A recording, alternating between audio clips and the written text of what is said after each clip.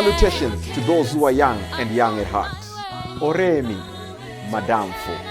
Enyi, Salam alaikum. Hola, buena gente.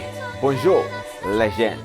Linja, Dumelang. Murigaboto. Mulibwanji. Murigaboto. Makadini. Karibu. Mwakaitawani. Mwakaitawani. Munotambere. Welcome to Blackview SDA online platform. This is a place where your soul will find rest.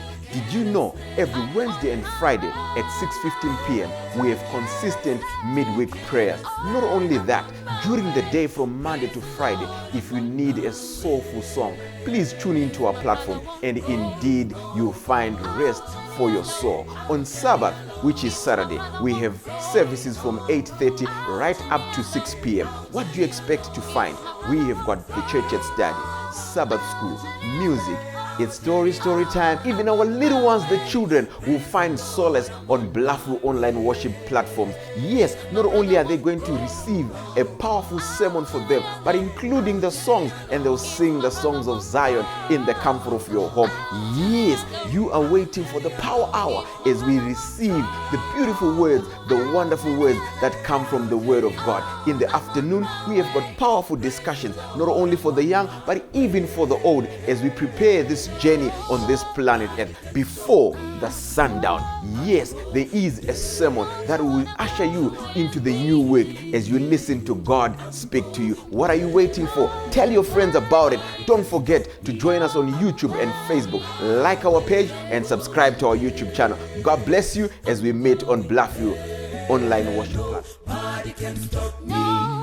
Nobody. Don't you wanna go?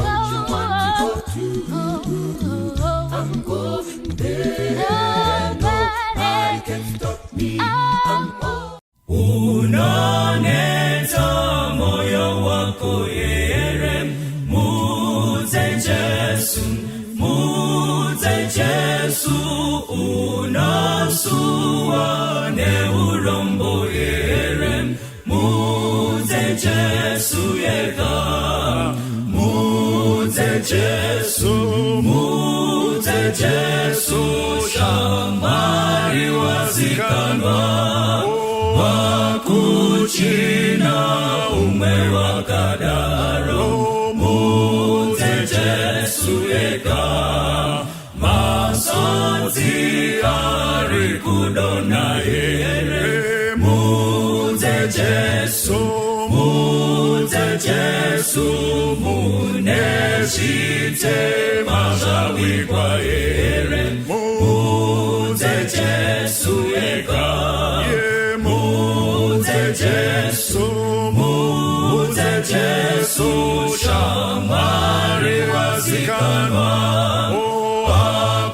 wakuchina umewakadaro, muze Jesu yega, muri kuchada mudoro yere, muze Jesu, iye ucha kubatira iwe, muze Jesu yega, muze Jesu, shamari wazikanwa, wakuchina umewakadaro, muze Jesu yega, wacharufu luno uya here, muze Jesu,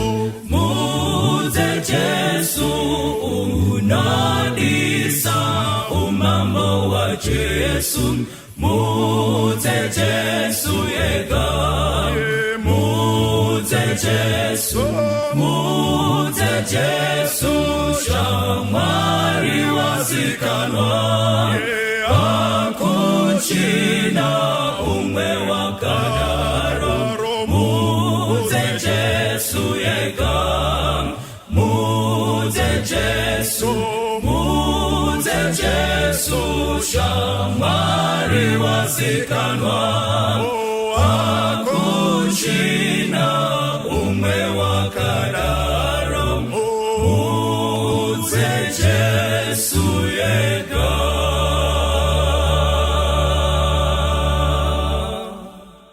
Toda kukwazisai vana vaMwari mukati menguva dzino muzita raJesu. Toda kutenda Mwari watipa mukana wekuti tive nenguva yekunzwa shoko rake. Nhasi uno toda kutaura nyaya inokosha ine musoro wenyaya unoti iwo kana Rukova Rwapa, kana Rukova Rwapa. Tichaverenga tiri pana madzimambo okutanga chapter 17 verse ya 1 to verse ya 6. Tichaverengero. Musoro wenyaya unoti muprofita Elia unoraramiswa naJehovha parukova Keriti. Amen. Verse 1. Verse ya 1. Zvino Elia muTishibi waigara Gilead. Yes. Wakati kuna Ahabi naJehovha mupenyu Mwari waIsraeri. Iye wandimire pamberi pake. Amen. Hapangavi nedova kana mvura makore ano, asi kana ndareva ini. Zvino shoko raJehovha rikasvika kwaari richiti, chibva pano uende kurutivi rwamabvazuva undovanda parukova Keriti ruri pamberi peJorodhani. Unofanira kunwa mvura yorukova. Uye ndakarayira makunguo kukupa zvokudya ipapo. Naizvozvo akaenda akaita sezvaakaudzwa naJehovha, nokuti wakandogara parukova Keriti ruri pamberi paJorodhani. Makunguo akamuvigira chingwa nenyama mangwanani nechingwa nenyama madekanwa. Akanwa mvura yorukova. Toda kutenda Mwari nekuda kweshoko rinogara nekusingaperi. Nawo tiri kudzidza tiri pana madzimambo okutanga chapter 17. Nawo kana tiri pana madzimambo okutanga tiri kusangana nerudzi rwaIsraeri vachitongwa namambo anonzi mambo Ahabu. Nawo mambo Ahabu mukati menhoroondo yake wakaita zvakaipa pamberi paMwari. Ndiye muchinda wakatanga kunamata zvifananidzo, ndokutora Israeri yose kuti inamate zvifananidzo.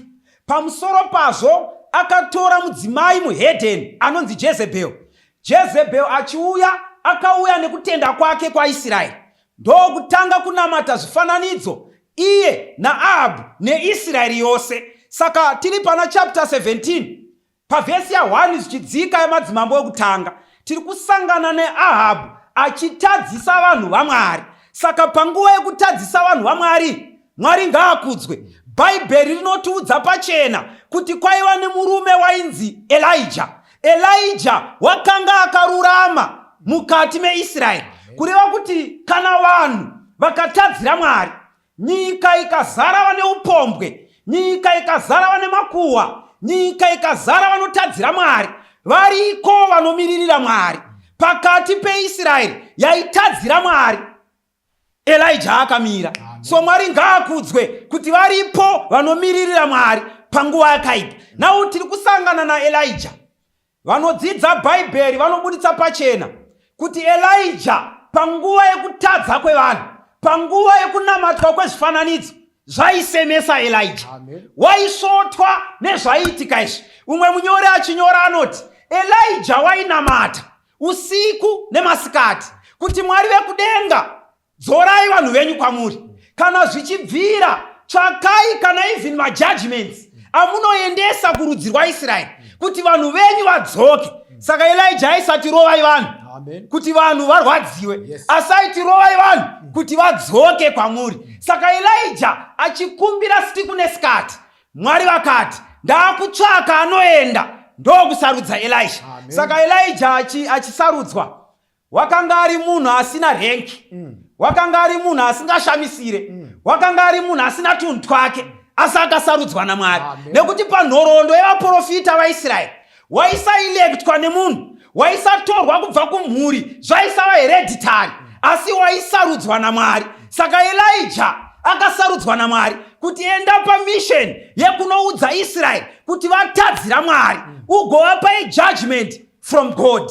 Saka Elijah anoenda usiku nesikati achitravela, achienda pasuicide mission, nokuti aenda kunotaurira mambo.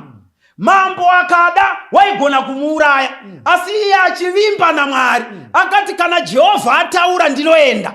Kunyangwe mission kaita unge iri dangerous, asi kana Jehovha vataura ndinoenda. So anoenda akapfeka nguo dzeprofita, ndo dzakamutendera kuti apinde nepakati pemasoja amambo, ndokumira pamberi paAhabu. Achimira pamberi paAhabu, ndine mashoko andinofarira, ndoda kuti uverenge pavhesi ya 1. Inzwa zvinotaura muranda waShe amira pamberi paAhabu.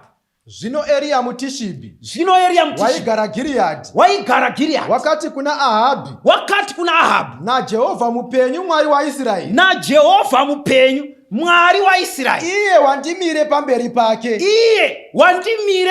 pake hapangavi nedova kana mvura makore ano asi kana ndareva ini Now ndiri kufarira verse ya 1. Elijah ari kupa introduction kuna mambo.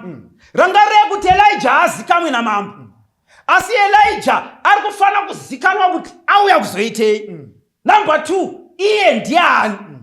Saka Elijah anosvika pakuno introduce first kuti naJehovha mupenyu wandimire pamberi pake. Saka statement iyi pachena kuna Ahabu yakaintroduce Elijah. Amen. That statement yakaintroduce Elijah nekuti Elijah aiziva kuti munhu akamiririra Mwari muprofita waMwari. Amen. So Elijah ari kuti naJehovha mupenyu wandimire pamberi pake nekuti hakuna munhu waienda kunotsiura mambo kunze kwemuprofita.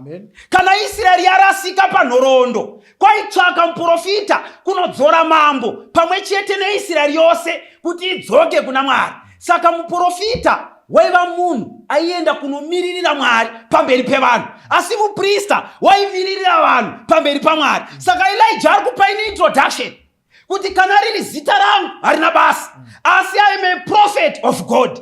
Ndiri muranda waMwari, ndauya nemessage kuzokuudza kuti kana Jehovha vataura hapangavi nemvura, hapangavi nedova nemhaka yei nekuti Jehovha vataura. Saka wanga akamirira Mwari, wakanga akamirira Mwari ari panzvimbo. Chandofarira pana Elijah paakataura nyaya haana kuwedzera, haana kutapudza sevaprofita vamazuva ano. Vamwe vaprofita vemazuva ano vanotaura zvisina kutaurwa naMwari, asi Elijah wakataura meseji yake. Achingopedza ndokubva anyangadika. Mwari ngaakudzwe. Anyangadika kudaro anorayirwa kwekuenda naMwari, anopiwa shoko kuti Elijah mhanya kunzvimbo iyi eastward of Jordan usvike paKeriti, ndatoronga kare. Ndo pauchamwa mvura, ndo pauchawana zvekudya uchifidwa nemakunguo. Ari kurayirwa naMwari. Kana uchinge zvadaro, Mwari ngaakudzwe. Jehovha vari kusupply nekuprovidira munhu wavo. Ndinofarira pfungwa igusha. Hakuna muranda washe anofa nenzara. Amen. Hakuna munhu waMwari anotambudzika. Amen. As long as uchishandira Mwari, Mwari vanoprovide.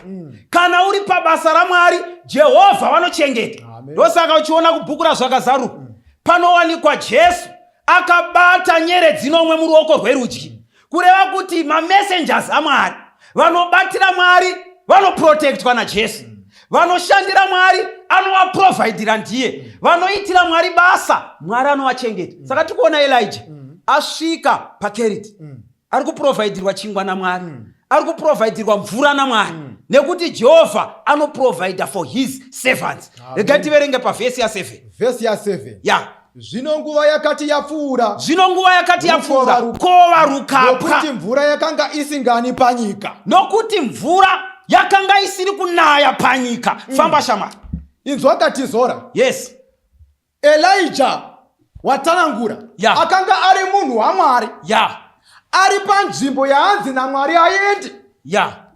Ari at the right place. Yes. At the right time. Amen. But verse 7 inondivhundutsa. Yeah. Because iri kuti panzvimbo yaakanzi naMwari aende. Yes. Paaifanwa kumwa mvura, rukova rwemvura yaaifanwa kumwa rwakapwa. Waizviziva here mudikani kuti unogona kunge uchishandira Mwari, uchibatira Mwari basa, uri panzvimbo yawakanzi naMwari unge uri, asi izvozvo zvose hazvitadzisi kuti rukova rupwe.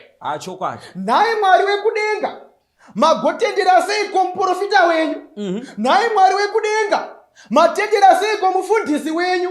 Nhai Mwari wekudenga, matenderawo seiko kuti rukova rwemunhu anokuimbirai muchechi kwaya rupwe iye ari pakati pebasa? Ndanga ndichida kukuudza mudikani kuti kunamata Mwari kana kusevenzera Mwari hazvimisi kuti rukova rupwe. Ndoda kutaura newe mudikani, handizivi zviri kukunetsa mukati meupenyu, handizivi situation yauinayo, but rega kuzvipomera mhosva haisi pauri. Rukova runopwa kunyange uri munhu waMwari, kunyange uri mubasa raMwari. Saka Elijah here is a testimony ekuti kunyange wamirira denga, kunyange uri pamisheni yaMwari, unogona kusangana nematambudziko panyika, not because of anything wrong in you, asi nemhaka yekuti rukova mukati meupenyu runopwa. Saka verse 7 rikuisa pachena kuti nguva yakati yapfuura. Saka chakaita kuti rukova rupwe zvinhu zviviri. Number 1, nguva yakati yapfuura. Vadzidzi vebhaibheri vanoisa nyaya iyi pachena. Vanoti Elijah wakagara paKeriti for 1 year achidya chingwa nenyama zvaibva kudenga, achimwa mvura yerukova. After a year achiita izvozvo, ndo pakapwa rukova. Ndakachida kuti munzwisise vadikani kuti rukova panguva iyi ndirwo rwaisustina Elijah. Upenyu hwake nekurarama kwake hwanga huri dependent parukova, asi kunyange zvakadaro rwakapwa. Ndinoda kutaura nemumwe munhu panguva ino, mukati meupenyu waizviziva here kuti zviri kukusustina, zviri kukuchengeta iwewe, pane upenyu hwako Mwari anogona kutendera kuti zvivharwe. Ndinotaura nemumwe panguva ino, vazhinji vakarasikirwa namabasa nekuburikidza neCovid-19.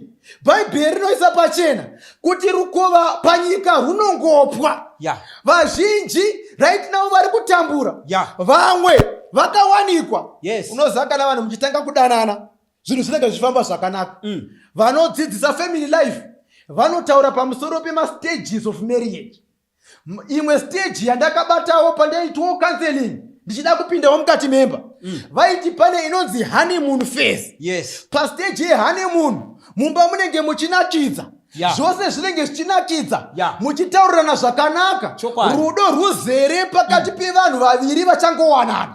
Asi kana nguva ikati fambe, honeymoon phase inopera, rudo chairwo mukati memarriage runogona kushayika. Une munhu waMwari, wakachata nemunhu waMwari, une vana vanopinda chechi, rudo runogona kushayika, rukova runogona kupwa. Ndoda kutaura nemumwe akanditarira pano, akapiwa basa naMwari, zvose zvichifamba zvakanaka, company house, company car, zvose zviripo, mudhikoni mukati mechechi, asi waizviziva here kuti basa rinogona kupera kunyange uri mudhikoni mukati mechechi yaMwari. Nguva yakati yapfuura, haikona kutarisa shamwari, chinoita kuti zvinhu zviipe, chinoita kuti zvinhu zvishanduke inguva. Vamwe vakanditeerera, nhasi ana gogo kare kavo vaisabvira, asi nhasi vaakubvira. Taakuita kuti vabvire chii? Inguva. Nguva yapfuura, makore afamba. Number 2, zviri kunzi nokuti mvura yakanga isingani panyika. Saka chimwe chinhu chakaita kuti rukova rwaElijah rupwe inyaya yekuti mvura panyika yakanga isinganayo. Wanga uchizviziva here mudikani kuti environment chaiyo inogona kukonzera kuti situation ishanduke mukati meupenyu hwako. Zvinhu zvaimbokufambira zvakanaka zvinogona kuerekana zvakusafamba zvakanaka, not because there is anything wrong in you, not because you are more of a sinner than others, asi nemhaka yekuti the environment is not conducive. Vazhinji vakasangana nenguva yekupwa kwerukova, vanotanga kuzvituka, vanotanga kuzvidemba, vamwe vacho vanotoshuwira kuti dai vafa zvavo. But mudikani, ramba wakamira pamberi paMwari. Nemhaka yei Elijah akanga ari munhu waMwari, ari parukova rwakanzi naMwari aende, achisustainwa naMwari, asi rukova rwakapwa. Chandinoda pana Elijah ndechekuti, nepanyaya yetizora ndechekuti, Elijah aiwana chingwa nenyama zvichibva kudenga. Zvakavimbika makunguo kuuya nechingwa nenyama, mangwanani ega ega nemadekwana ega ega, achimwa mvura parukova. But panyaya chandinoda ndechekuti, the miraculous supply of food did not fail, but the natural supply of water is the one that failed. Rega ndikutaurire mudikani, haikuna kuvimba nezvinhu zvepanyika, haikona kuvimba nezvinhu zviri natural. Chokwadi. Vimba pana Mwari. Yeah. Chakarasisa Elijah pakeriti. Yes. Handi chingwa nenyama zvaibva kudenga kuna Mwari. Yeah. Chakarasisa Elijah pakeriti. Yes, In panyika. natural supply of water. Chokwadi. Rega ndikuudze mudikani. Haikona kuvimba nemunhu. Yeah. Munhu anokurasisa. Amen. Munhu haikona kuvimba nezvinhu. Yeah. Zvinhu zvinokurasisa. Haikona kuvimba nemari. Vimba naJehovha wekudenga. Yeah. Nekuti our God does not fail. Amen. Our God does not fail. Chokwadi. Saka pano tikuona kuti Elijah munhu waMwari. Right. Munhu waMwari ari kutendeka pamberi paMwari. Right. Atumwa nemessage kuna Ahabu. Right. Kunotaura message yaMwari. Asi ari pabasa raMwari. Rukova rwakapwa. Saka kupwa kwerukova hakusi kuti Elijah watadza. Right. Asi Elijah munhu waMwari. Right. Asi Mwari watendera kuti rukova rupwe. Kureva kuti mukati meupenyu Right. zviriko zvinotenderwa naMwari. Mukati mebasa Mwari vanotendera kuti basa ripere. Right. Mukati memba chaimo Mwari vanotendera kuti karukova kerudo kapwe. Murume otanga kunonoka kudzoka kumba. Right. Vana vakuita misikanzwa mumba.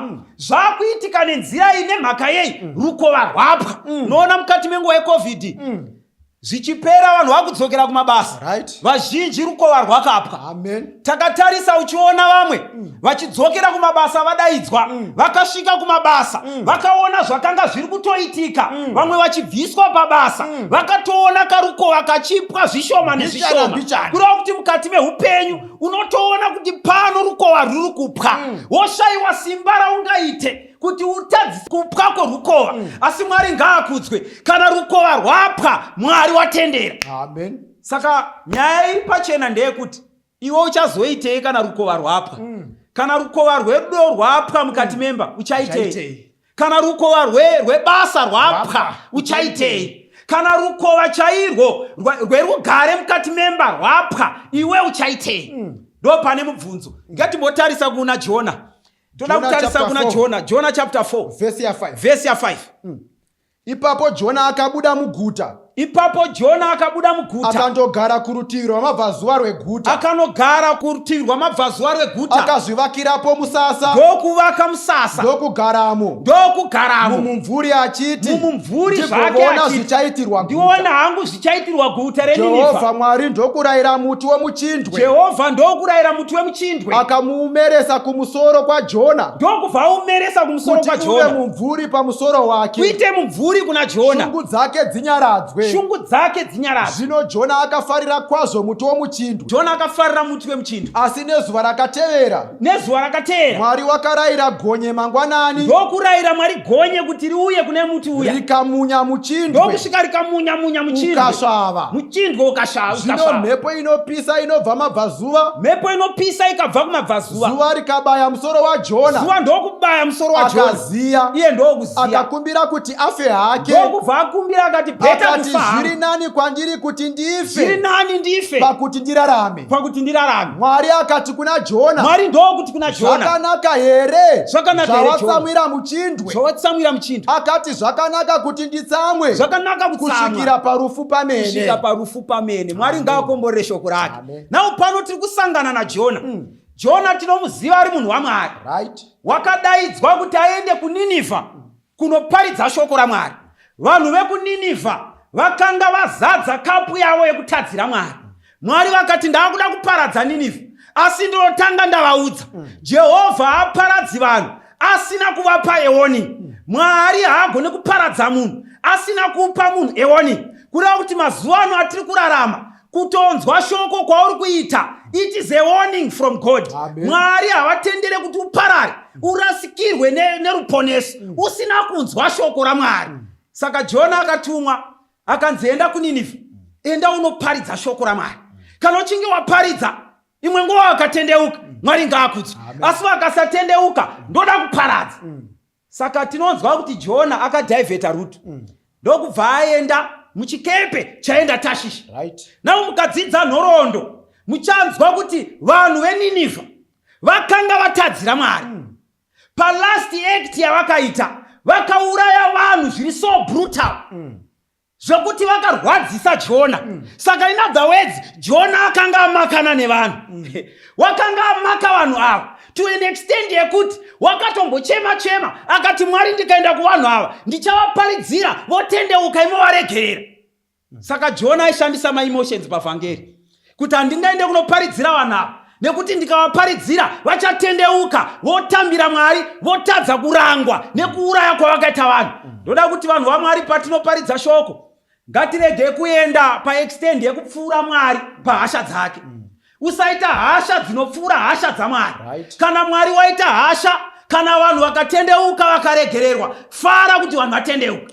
Usatsamwa kana vanhu vauya kuna Mwari, asi farira kuti vanhu vauya kuna Jehovha, nekuti denga rinofara kana mutadzi akauya kuna Jesu.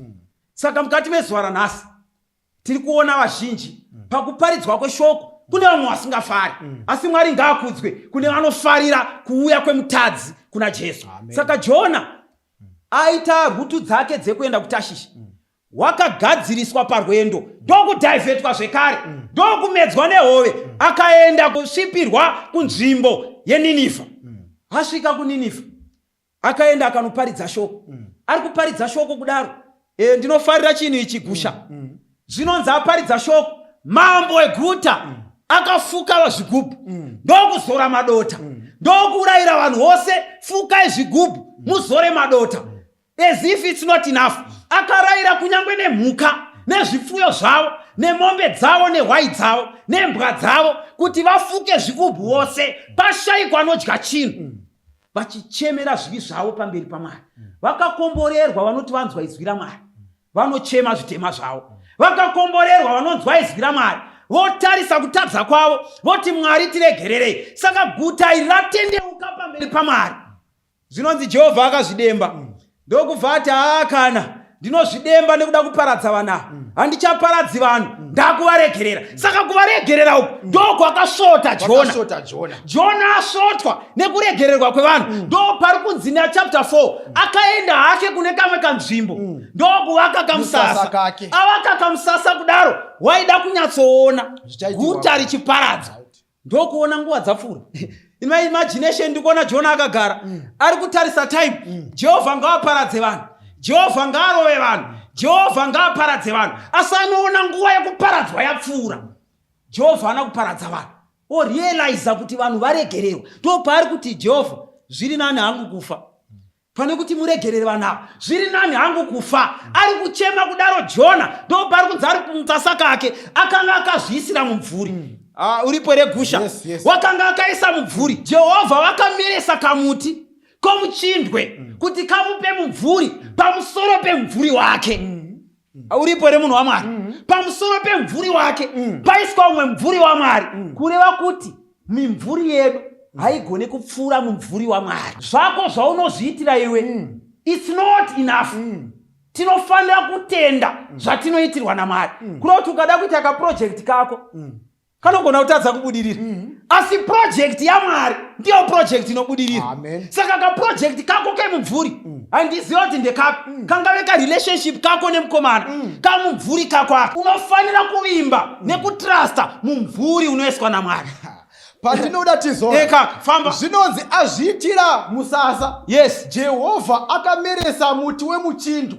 Bhaibheri riri kuisa pachena kuti Jona wakafarira kwazvo muti wemuchindwe wakanga waitwa naMwari. Kuita ukama nawo. Teerai vanhu vaMwari, zvinhu zvinoprovhaidwa naMwari zvinonyanya kufadza, zvinonyanya kudakadza.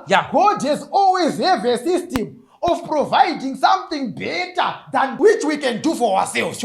Ndinorangarira Adam naEva vatadza, vanozvisungira mashizha, vachizama kuzvivharavhara, asi Mwari anouya with a better solution than that Adam and Eve yavakanga vauya nayo. Saka ndo zviri kuitwa naMwari. Mwari ari kuuya ari kuona kuti munhu wangu anorohwa nezuva, munhu wangu anorohwa nenhamo, ari kuzama kutengesa madomasi.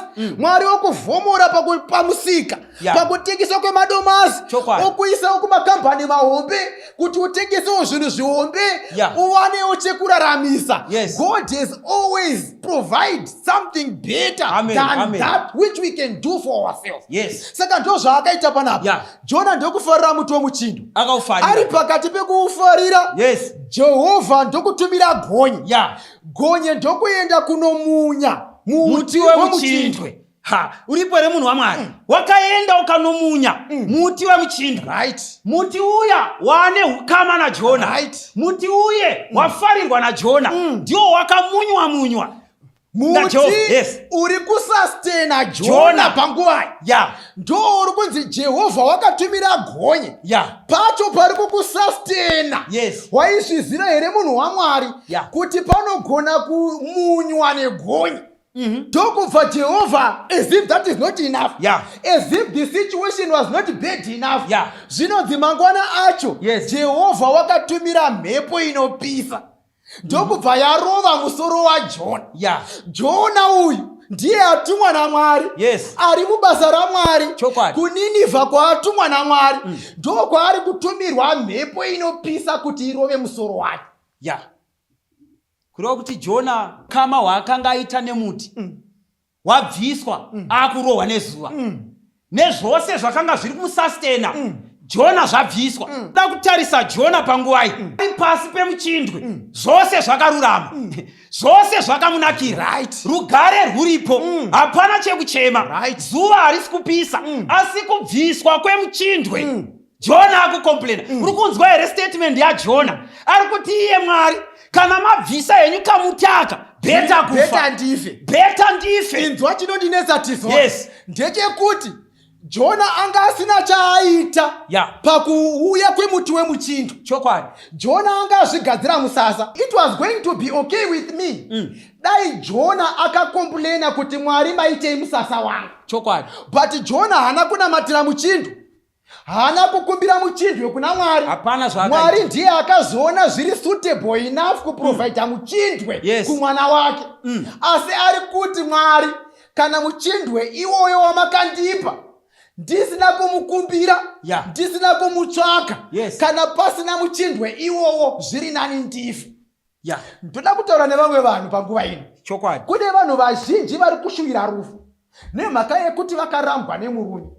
Kune vanhu vazhinji vari kushuvira rufu nemhaka yekuti maresults haana kubuda nenzira yavakanga vakatarisira. Kune vanhu vazhinji vari kutarisira rufu nemhaka yekuti zvavakaitirwa nemwana zvinonyadzisa. Ndoda kukutaurira mudikani, haikona kuzvinetsa nemuti wemuchindwe wausina kuita anything kuti uvepo. Muti wemuchindwe wakangouya, inyasha dzaMwari kuti wakapinda basa. Actually there were better people, better qualified who are jobless. Saka kana basa rapera, haikona kutsvaga kuzviuraya pamusoro pemuti wemuchindwe wamunywa negonye. Panyikaka makonye system yawo ndeyekudya, ndeyekumunya muti wemuchindwe kuti usvare. Ndozviripo. Ndozviri panyika. Saka Jona chaasina kunzwisa gusha ndechekuti Mwari unoita zvaanoda. Mwari unogona kukuisira muti wemuchindwe wokusastena for a while. Mwari otendera kuti gonye rimunye muti wemuchindwe kuti muti ubve panzvimbo. Saka Jehovha ndiye anoprovaida, Jehovha ndiye anogona kubvisa. Saka mukati mekurarama tinofanira kutenda savatendi kuti Jehovha ngaakudzwe pazvinhu zvose.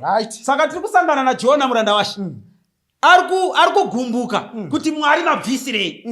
Haana chaakaita pamarriage yake, kuti mufaro wemumba haana chaakaita. It was a blessing from God, but nekuti zvabva wakumudhurira Mwari. Nawo muri kuona here zviri kusiyana pana Jona navamwe vanhu. Jona amudhura, haachadi nezvaMwari, atomudhurira Mwari, watogumbukira Mwari. Kureva kuti pane mhando yevanhu vanoti kana Mwari akavapa zvinhu vanofara, kana Mwari akavapa zvinhu vanofarira kunamata, vanovatenda chechi, mavespasi vachienda kumakomo vachinonamata nekuti zvinhu kumba zviriko.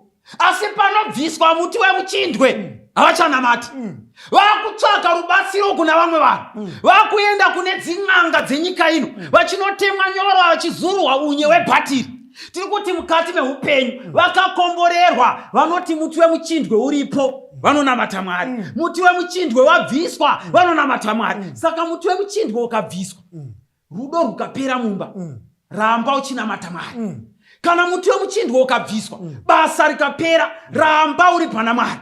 Kana muti wemuchindwe ukabviswa, vabereki vakabva, ukasara uri nherera, ramba uchinamata Mwari. Vakakomborerwa mazuva ano atinorarama. Vanhu vanoti muchindwe uripo, muchindwe usipo, isu tinonamata Mwari. Ndo vanhu vari kutsvakwa naMwari, ndo vanhu vachaponeswa. Famba nevhesi inotevera. Varoma chapter 9 verse ya 20. Vhesi ya 20. Ko zvino iwe munhu, yes, ndiwe aniko unopindura Mwari? Ko chakavumbwa chingati kune wakachivumba, wandiitireiko kudai? Yes. Ko muvumbi wehari haana simba pamusoro pevhu here? Yes. Kuti nebundu rimwe aite mudziyo mumwe wakakudzwa nomumwe usina kukudzwa. Yes. Saka panapa Varoma akutaura, ndofunga ari kubvunza Jona, yes, kuti ko iwe munhu ndiwe aniko unobvunza Mwari? Sure. Vazhinji vedu kana ma-experiences edu akashanduka, upenyu hukachinja, hukaita kunge it is turned for the West, we tend to question God. But Romans ari kuti, ko iwe munhu ndiwe aniko unobvunza Mwari? Chokwadi. Ko Mwari haana simba here rekuita zvaanoda pamusoro pemunhu waakasika? Zvikanzi zvakangofanana nemuumbi wehari. Ane simba pamusoro pehari dzake, kudziumba kana kudziputsa. Panguva ino toda kutsvaga vana baba nana mai, vakomana vasikana, vanoti Mwari, in whatever situation that I am in, you are still God. Mumwe muimbi anoti, for the God of the mountain is still God in the valley. When things go wrong, he will make them right. For God in the good times is still God in the bad times. And God of the day is still God in the night. Toda kukutaurira mudikani, haikuna kunamata Mwari because of circumstances. Ma circumstances mukati meupenyu anochinja. Nguva inoita kuti zvinhu zvishanduke. Environment inoita kuti zvinhu zvishanduke. Not because there is anything wrong in you. Asi nemhaka yekuti nguva, imhaka yekuti environment inochinja. Ramba uri pana Mwari, zvakanaka zvakaipa. Ndosaka ndichida Jobhu mudikani. Job chapter 1. Verenga shamwari. Ipapo Jobhu akasimuka akabvarura nguo yake, akaveura musoro wake, akazviwisira pasi, akanamata. Verse 21. Akati, ndakabuda mumimba yamai vangu ndisina chinhu, ndichadzokera ndiri mushwi. Jehovha wakapa, Jehovha wakatora, zita raJehovha ngarikudzwe. Verse 22. Pazvinhu izvi zvose Jobho haana kutadza, haana kuti Mwari wakaita noupenzi. Amen. Saka Jobho mukadzidza chapter 1 ichitanga, akanga ari munhu waMwari. Zvakadaro zvekuti Mwari aitobhusta nekutendeka kwaJobho. Anga asina chaanopomerwa panyika. Kusvika Satani ati, imimi Jobho anokutyai nemhaka yekuti makaisa ruzhowa pazvinhu zvake, makamukomborera nepfuma yakawanda, ndosaka achikudai. Maizviziva here vana vaMwari kuti kune vazhinji vakanditeerera vanonamata Mwari nemhaka yekuti vagere zvakanaka? Vazhinji vakanditeerera vanonamata Mwari nekuti vane mabasa. Vazhinji vakanditeerera vanonamata Mwari nekuti vanopasa. Vazhinji vakanditeerera vanonamata Mwari nekuti vakakomborerwa nevana. Vamwe vakanditeerera vanonamata Mwari nekuti vakakomborerwa nedzimba, vamwe nedzimotikari. Asi panapa Jobho anoti zvese izvozvo zvatorwa, zvabviswa naSatani, asara asisina chinhu. Anoaccepta kuti ndakabuda mudumbu mamai vangu ndiri mushwi, ndinodzokera ndiri mushwi. Panguva ino ndoda kukutaurira mudikani, haikuna kunamata Mwari just because wakaropafadzwa nevana. Haikuna kunamata Mwari just because wakaropafadzwa nemurume.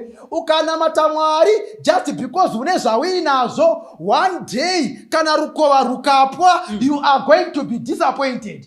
One day kana zvinhu zvikashanduka, ucharasha Mwari weujaya hwako. One day kana zvinhu zvikashanduka, unogona kukanganwa Mwari akakuchengeta kusvika pauri ipapapa. Saka Jobho anoti ndakabuda ndiri mushwi ndinodzokera ndiri mushwi. Pavhesi ya22 ukaiverenga kuchirungu zvinonzi in all this Job did not charge God with any wrongdoing. Job haana kupomera mari mhosva. Akango accepta situation. Hongu ndiri kubatwa maoko but Mwari haana mhosva. Vazhinji tinochema kana tashayikirwa nevana. Vazhinji tinochema kana tashayikirwa nemadzimai. Vazhinji tinochema kana tashayikirwa nevarume. Kushayikirwa nemudikani wako waunoda zvinogwadza. Asi haikona kufa wakataura muromo wekuti Mwari mandirasa. Mwari haarasi munhu.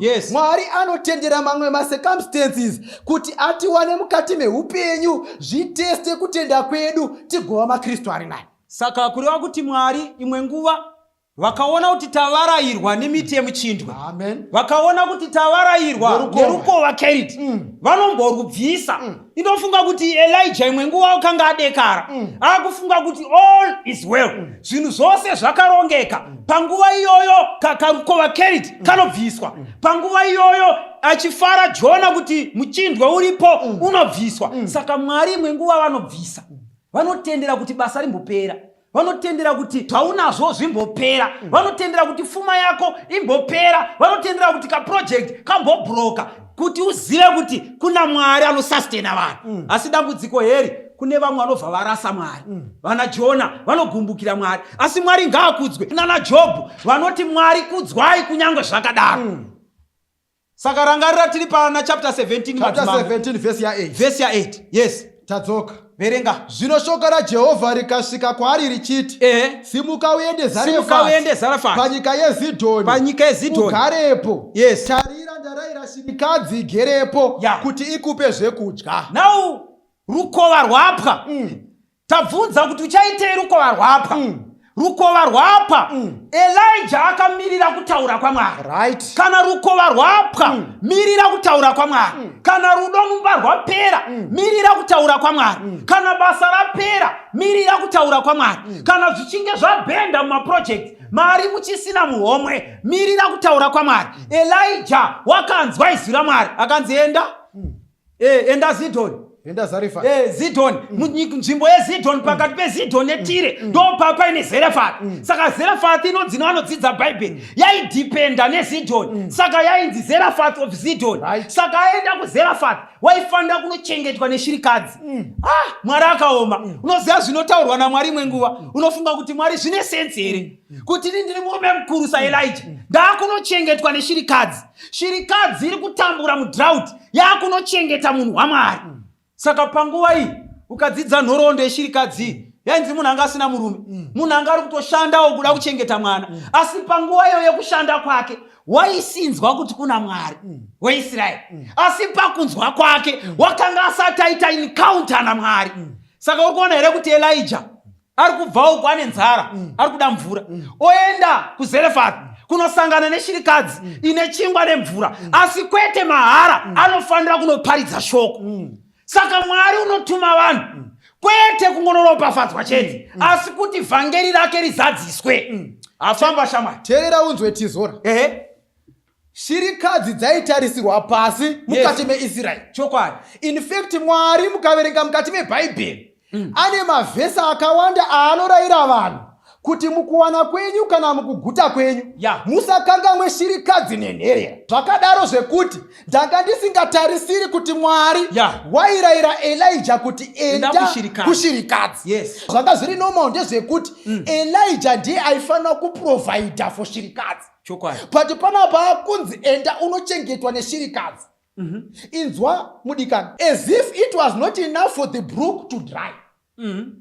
The situation went a step further. Kwakunochengetwa neshirikadzi. Kwete shirikadzi kwa Israel, asi shirikadzi ine foreign land. Unoziva mudikani, unogona kuperegwa nebasa.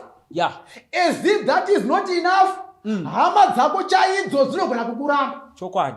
Unogona kurambwa nemurume, wobva wanzidzokera kuvabereki vako. As if that is not enough, vabereki vobva vati hatina mwana anorambwa ibva pano. The situation yauri kuchema kuti is bad enough, it can go a step further for the west. Yeah. Ndo zviri kusangana na Elijah. Yeah. As if it was not enough for the brook to dry. Yeah. It went a step further. He had to be kept neshirikadzi. Mwari akatenda ikoko. Yes. Ndofarira Elijah akaramba achiteerera izwi raMwari. Chokwadi. Dai vangori na Elijah vanhasi vaigona kuramba. Yeah. Vachiti Mwari makambonditi ndiende paKeriti Rukova rukapwa. Yes. Ndinozviziva sei kuti kwamava kuti ndiende zvichandifambira zvakanaka. Yeah. But still Elijah obeyed the voice of God. Amen. Ndokubva aenda Yes. kushirikadzi. Yeah. Ndokunogara kune shirikadzi. Verse 23. Yes. Inoti ipapo Eria akatora mwana. Yeah. Akaburuka naye paimba yokumusoro. Akamuisa mumba akamupa mai vake. Yeah. Eria akati, tarira mwana wako mupenyu. Mukadzi akati kuna Eria, zvino tinoziva kuti muri munhu waMwari, uye kuti shoko raJehovha riri mumuromo menyu ndirazvokwadi.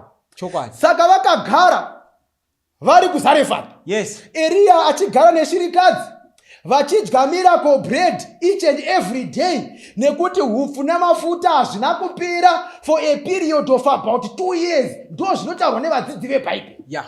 Saka vari kugara vakasangana nechallenge ikoko. Yes. Mwana weshirikadzi akafa.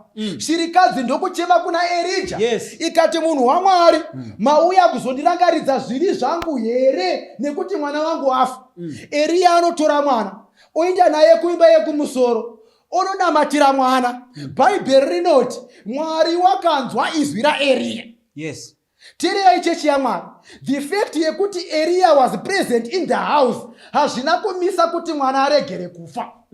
Kuva nemunhu waMwari mumba, kuva nemufundisi mumba, kuva naEridha mumba, kuva nabhishopi kana overseer mumba hazvirevi kuti matambudziko haatiwani mukati meupenyu. Chokwadi. Anogona kuuya tine vanhu vaMwari mudzimba, asi ndakandida kuti zviri nani kuwanikwa nedambudziko une munhu waMwari mumba pane kuwanikwa nedambudziko usiri pana Mwari. Chokwadi.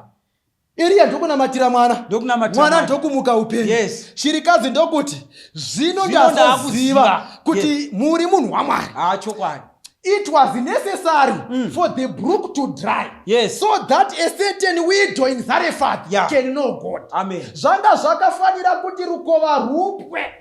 Kuti shirikadzi yekuZarephathi ione mwana. Yes. Ndoda kukutaurira mudikani.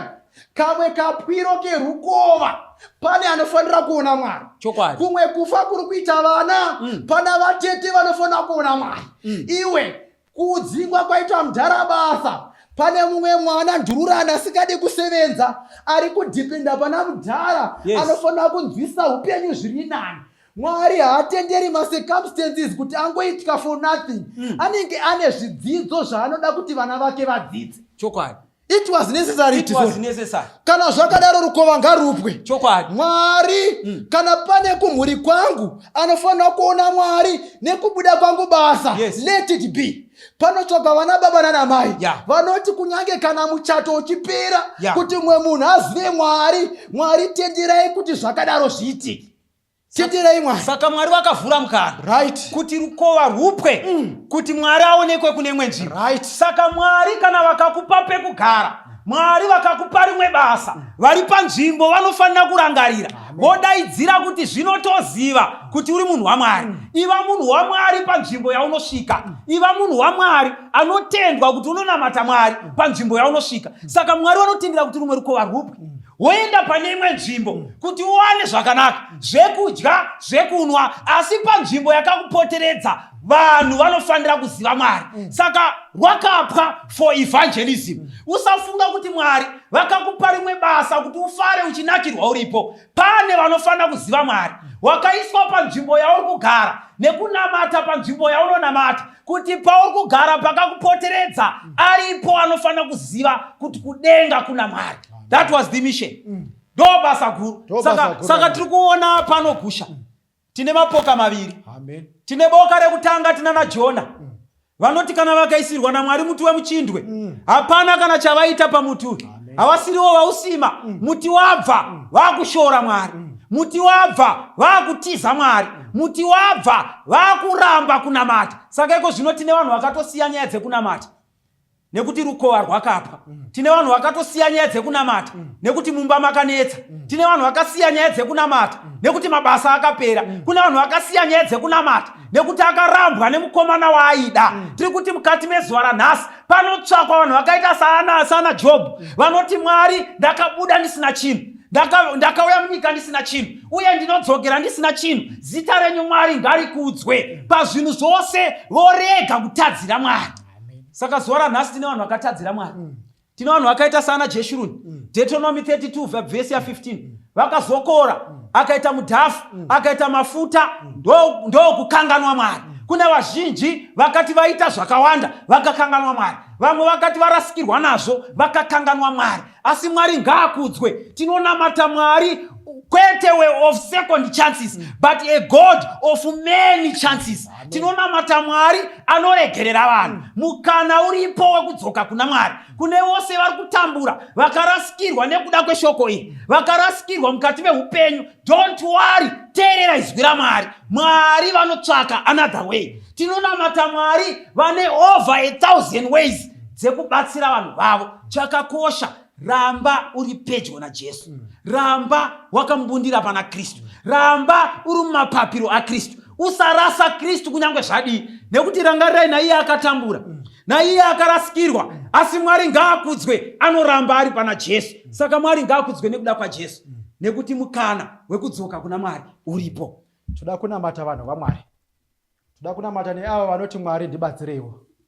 Munguva yekuyera kwerukova rwangu, handidi kukukanganwai. Kana rukova rwangu rwapwa Mwari, panguva yamuchatendera Mwari, I don't want to leave you. Amen. Toda kunamata nevamwe vakanditeerera vanoti, Mwari, rukova rwangu rwakapwa. Mwari kudzwai nekuti rukova rwangu rwakapwa. Right now I am uncomfortable. Asi Mwari ndibatsireiwo mundipe simba. Ndigoramba ndakamira pamuri, ndigodzidza zvidzidzo zvamunoda kuti ndidzidze pakupwa kwerukova. Toda kuteerera izwi renyu, ndigoramba ndichiriteerera kunyange rukova rwakapwa. Ndo magrupu evanhu vandoda kunamata nawo. Ngatitsinzinei tinamate. Amen. Baba vedu vari kumusha wekumusoro kudenga, toda kukutendai nenyaya yakaitika kuna Elijah. Ari mukati mebasa renyu Mwari, makatendera kuti rukova rupwe. Nemhaka yekuti manga makaronga Zarefathi kuti imwe shirikadzi igokuonai. Kune vazhinji mukati menyika ino Mwari vatambura. Vazhinji tinokunamatai Mwari nemhaka yekuti mune zvamakatipa zvatinodada nazvo zvinoonekwa. Mwari, kana zvinhu izvozvo zvikabviswa Mwari, we are not very sure kuti tinoramba tichikunamatai here Mwari. Tibatsireiwo mutipe simba Mwari, so that we don't worship you just because of the situation that we are in, but we just worship you just because you are God. Mwari, batsirai avo vane rukova rwakapwa. Batsiraiwo baba avo Mwari. Izvozvi mwana anofanira kudzokera kuchikoro Mwari, asi havatozivi kuti vachatangira papi nemhaka yekuti vakamiswa basa. Mwari, paiwo mudhara simba rekuramba akamira pakutenda kwake, rekuramba akamira achikutendai imi Mwari, kuti imi muri Mwari anobatsira. Mwari, komborai vheno vaparidzi Mwari. Mukati meupenyu tinokwira nekudzika Mwari. Kana matendera Mwari, rukova runogona kupwa. Kana matendera Mwari, munogona kutiisawo zvakare pamusoro pemakomo. Asi mumasituations iyayo, tipei simba rekuramba takamira. Mbiri yedu kuzochipwa kwamuri nekuti zvakafanira imi. Tozvinamata muzita raJesu kusingaperi. Amen. Amen. If when you give the best of your service, telling the world that the Savior is coming, be not dismayed if all don't believe you. He will understand and say, well done. If when you give the best of your service, telling the world that the Savior is coming, be not dismayed if all don't believe you. He will understand and say, well done.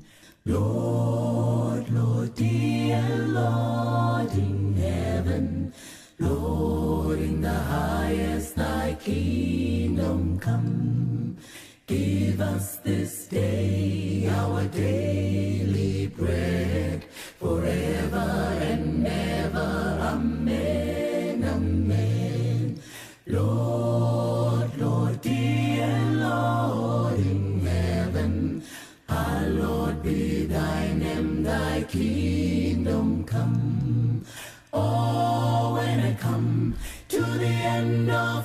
journey, weary of life, and the battle is won. Carrying the staff to the cross of redemption, let not my will but thine be done. Oh, when I come to the end of my journey, weary of life, and the battle is won. Carrying the staff to the cross of redemption, let not my will but thine be done. Lord, Lord, dear Lord in heaven, Lord in the highest, thy kingdom come. Give us this day our daily bread, forever and ever. Amen, amen. Lord, Lord, dear Lord in heaven, Lord, in the highest thy kingdom come. Lord, Lord, dear Lord in heaven, Lord, in the highest thy kingdom come. Lord, Lord, dear Lord in heaven, hallowed be thy name, thy kingdom come. I'm on my way to Kana. Salutations to those who are young and young at heart. Oremi, Madamfo. Enyi, salam alaikum. Hola, buena gente. Bonjour, la gente. Linja, dumelang. Muligaboto. Mulibwanji. Muligaboto. Makadini. Karibu. Mwakaitawani. Mwakaitawani. Munotambere. Welcome to Blackview SDA online platform. This is a place where your soul will find rest. Did you know every Wednesday and Friday at 6:15 p.m. we have consistent midweek prayers? Not only that, during the day from Monday to Friday, if you need a soulful song, please tune into our platform and indeed you'll find rest for your soul. On Sabbath, which is Saturday, we have services from 8:30 right up to 6 p.m. What do you expect to find?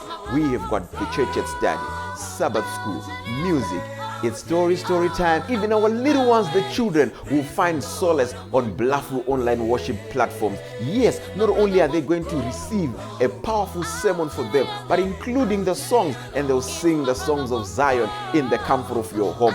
Yes, you are waiting for the power hour as we receive the beautiful words, the wonderful words that come from the Word of God. In the afternoon, we have got powerful discussions, not only for the young, but even for the old, as we prepare this journey on this planet Earth before the sundown. Yes, there is a sermon that will usher you into the new week as you listen to God speak to you. What are you waiting for? Tell your friends about it. Don't forget to join us on YouTube and Facebook. Like our page and subscribe to our YouTube channel. God bless you as we meet on Blackview online worship platform. Nobody